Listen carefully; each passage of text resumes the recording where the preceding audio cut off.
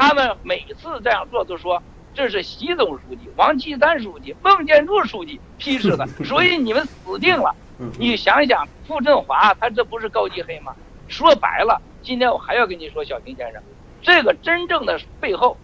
这个目的是什么呢？第一是背后的黑手的利益，他们以为我掌握了他们跟李友之间的腐败的证据，他们要灭口，他们要恐吓，不要让我当嘴，这是一。第二个，办案人员这些人也想趁机捞一把，又是为了钱，是真正的就是新腐败。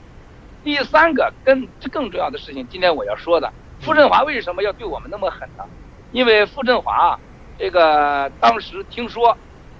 马建副部长在海外藏有这个多年调查党内调查很多领导人的所谓的视频，还有腐败证据，什么私生子私生女海外账号，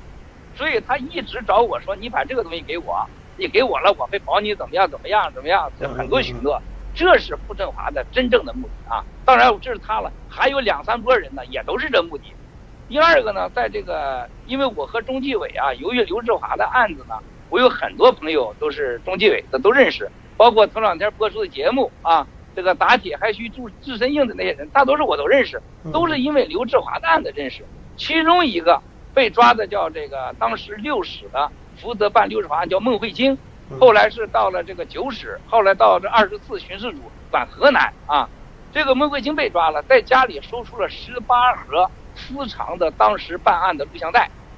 据说这个录像带呢，这个震动，所以傅政华呢马上就是这个就找我说还有没有更多的？不相信只有18盒，因为这个18盒傅政华有没有复制我不知道。据我知道是因为这个孟慧清啊住在我们政权的一个房子里面，这个跟他妈90多岁老母亲住在一起。在这个他被抓以前，他曾经给我打过电话，他说他怀疑啊有领导想把他推下楼去。他说他有一次喝完酒，他发现他站在阳台上，有领导突然站在后面，说眼神很奇怪。我说那你干了什么事了呢？他说可能我这过去办案的问题吧，他没说那么细。后来就在政权被抓了，